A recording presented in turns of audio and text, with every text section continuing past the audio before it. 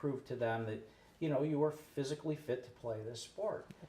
Did you have to do that? And how did you, I'm curious, how did you explain to the coaches about tetralogy of Fallot? Yeah, well, I gave him my forms and everything like that, and then at tryouts, I went up to the coach. I just tried to explain to him my situation, and he was understanding with it. He was fine with it. And all the coaches that I've had in my life are completely fine with it. They know everything about the situation, so. Okay. They see a lot of this, Yeah. right? That's the good news. But then, 6 months after, or shortly thereafter your surgery, 3 short months after your surgery, you come in and all of a sudden you're the co-captain of the team, Yeah, right? How does that make you feel? it just makes me smile a little bit. Yeah. Yeah. It's hard to have pity on those guys that say, I sprained my thumb, Yeah. right? I can't, coach, That's right. coach. No, right? That Yeah. doesn't work that way. That's I right. mean, you have another open heart surgery, you get a new valve 3 months later, you're co-captain of the team. That's just a fantastic story. It's crazy. Yeah. Yeah. So when you came back to playing sports after your open heart surgery, did you have to be really careful about protecting, your scar tissue or the incision area? What kind of precautions did you take? Well, I always tried to be careful, even before the surgery. Mm-hmm. I always wore a chest protector when I played baseball. But other than that, I wasn't really worried about anything because I knew the doctors did a great job. Yeah. I felt fine, so I wasn't really worried. Well, Connor, in the beginning of the show, you talked about wanting to be an ambassador, talking to kids who are going to have to go through open heart surgery. And we're almost out of time, so I definitely want to cover this with you. Is there a program that you have in mind that you're really interested in joining, or is this something that you kind of want to start up on your own? I actually haven't really looked into the programs yet that are available, but anything where I could talk to kids and their families, like maybe before their surgery, after their surgery, just to kind of relax them a little bit, know that things are going to get better, things are all right. Yeah. Anything like that I'd really like to do. I think so many kids would definitely benefit from talking to you about having to undergo open heart surgery, because look at you, you're such an amazing success story, Yeah. You're this awesome baseball player, you're about to graduate from high school, go on to college, it's Yeah. very exciting. It is exciting. So what's next? I think you've identified a college, Yep. right? So where do you plan to go?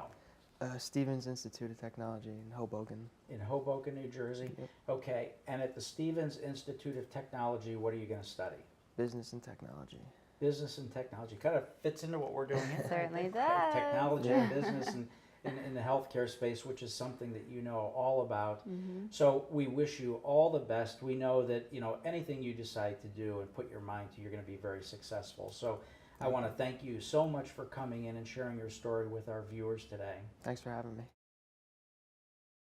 Can we start by kind of going over your experience with CHD? What were the events leading up to your diagnosis? Originally, I was diagnosed with something amorphous called failure to thrive.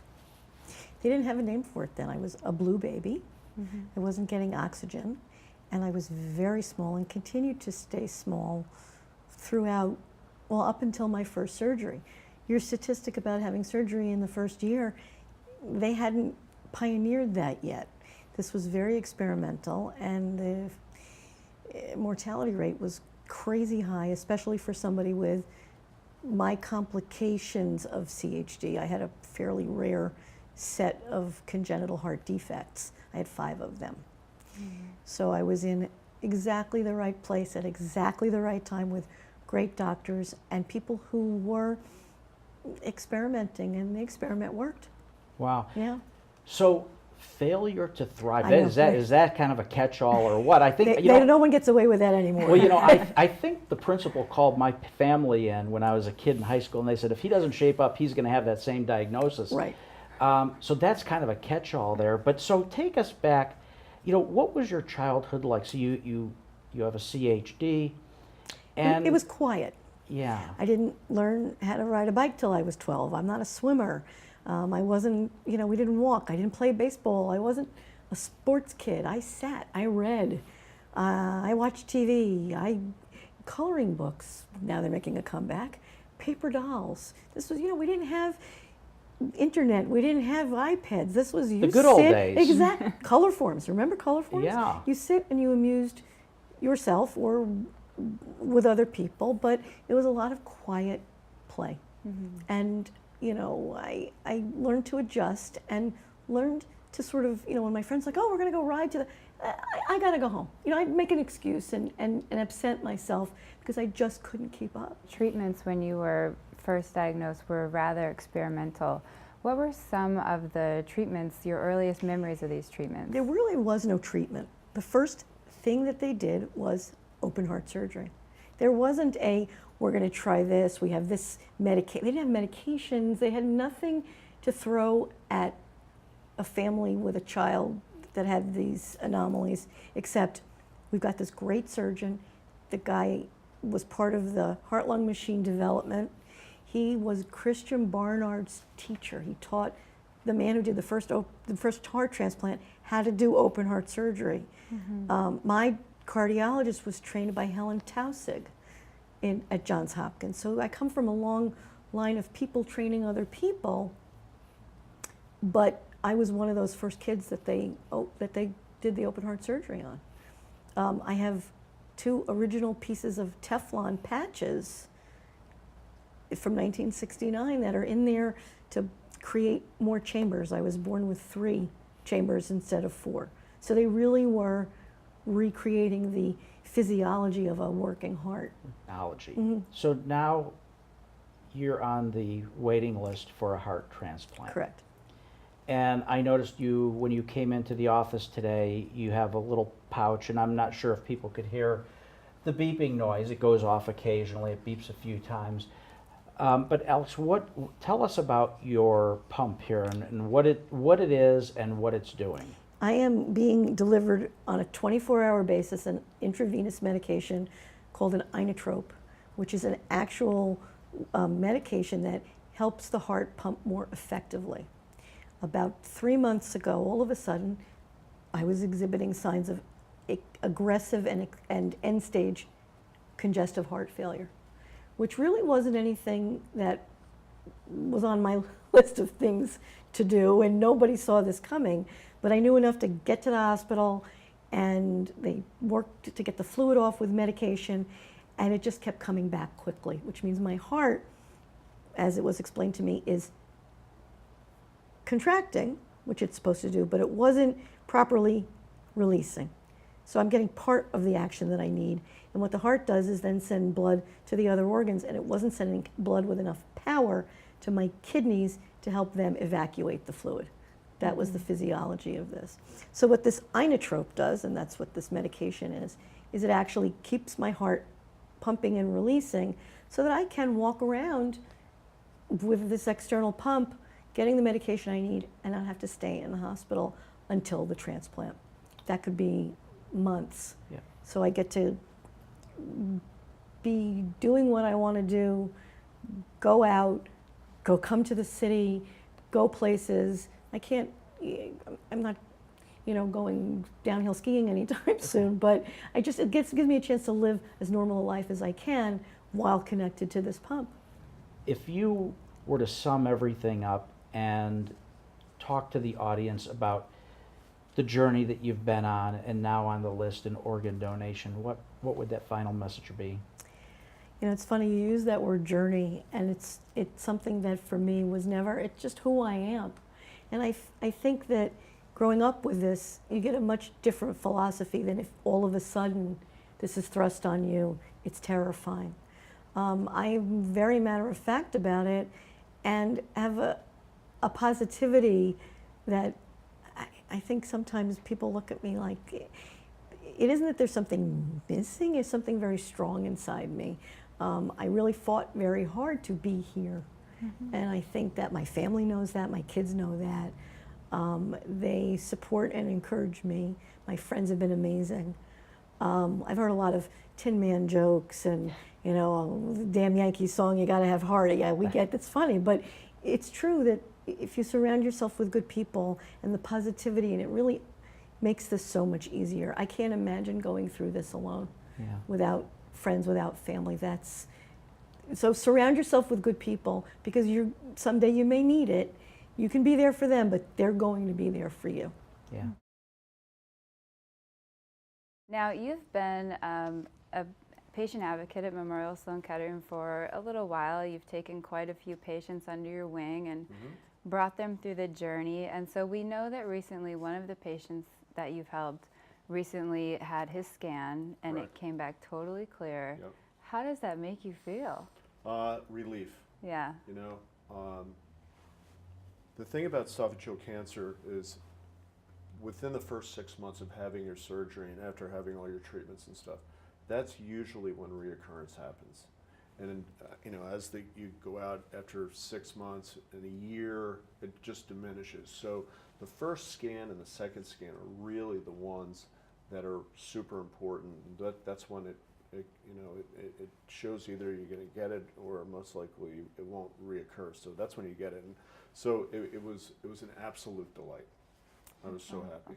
So Mark, you know, going back to the diagnosis and then talking about with your care team the treatment options.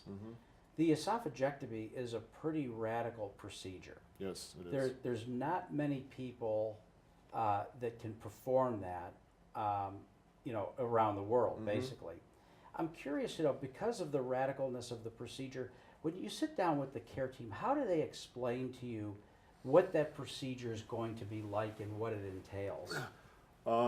Well, in the beginning, it's clinical. It's very clinical. They go into and tell you exactly what's going to happen and potential hazards that would happen. For me, when I had mine 5 years ago, it was an 8-hour surgery. Recently, within the last year, the processes and the procedures and just the techniques have gotten so much better that the actual surgery isn't as long and the recovery is substantially shorter as far as how much time you stay in the hospital. So they've just gotten so much better at it, and they continue to get better at it. I don't know if it's the tools or just the mere knowledge of how the body works and how to heal. So again, it was clinical, and you just have to go through it. The key is to have somebody with you when you are there and you're being spoke to by the doctors, because I remember from my perspective, I think I only heard 50% of the things that were being said, only because it was me that they were talking about, and I just couldn't get my head around it. But having somebody like my wife was with me and my best friend Jim was there, they were able to say, hey, you know what, reinterpret what they said to me, so it put my mind at ease. So it was really important. So do they shift from a clinical language to something that your wife and your friend could understand? No. I wasn't able to understand it, only because they were talking about me and what they were going to do. I'm like, oh my gosh, they're going to cut me here, they're going to do this, and you're going to feel this, and you're going to do that. I didn't hear that. I couldn't hear all that, the actual specifics of what they were saying, because your head's not into it. Yeah. And that's why it was so important to have somebody there, because then I was able to go back later and it's like, no, that's not what they said. Or they said it this way. And this is what really is going to happen. And so it's just important to have somebody there with you. The esophagectomy is one course of treatment.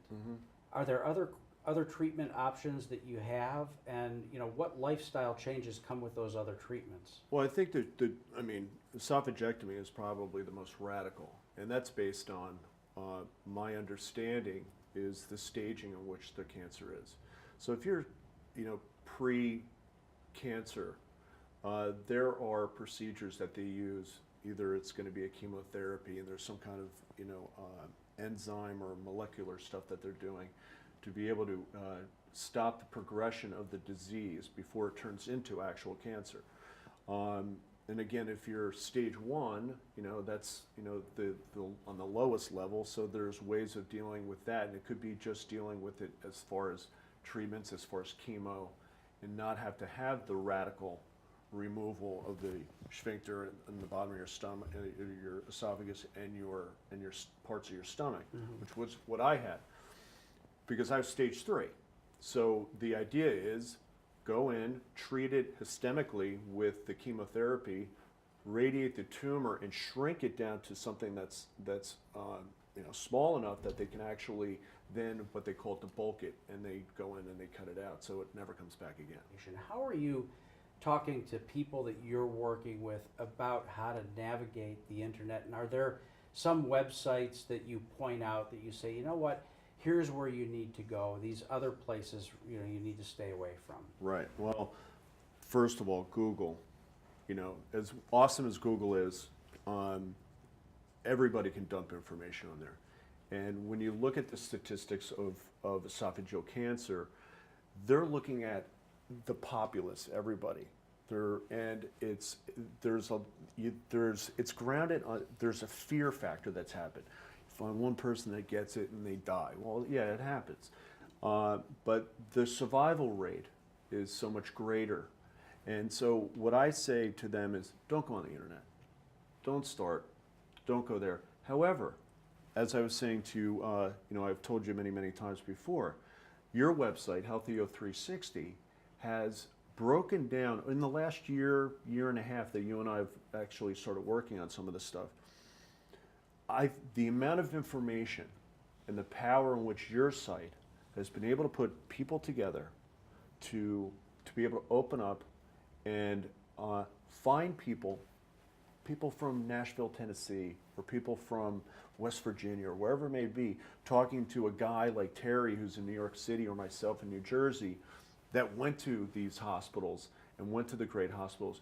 And again, it's opening up the rural part of the world to the world, and so they're getting better information.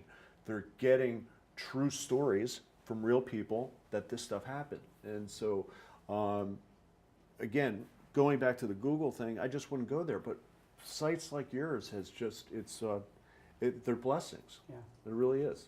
Well, I hope you enjoyed part 2 of our Survivors Reel. All of our survivors that contribute their story mean so much to me, and I want to thank them for continuing to provide us with great information. I'd like to thank you for tuning in, and I'd like to thank our sponsors for making this all possible. Remember, all of our episodes can be viewed on demand at healthio360.com, and our podcast can be found in the iTunes Store. Remember, we're all about social media. We are on Facebook, Instagram, Twitter, and Pinterest. We're using that hashtag RealStories and would appreciate it if you would do the same. So on behalf of myself, Cortland Long, and the entire Healthio360 family, we would like to wish you a very happy holiday and a prosperous new year, and we look forward to seeing you on our next episode. I never had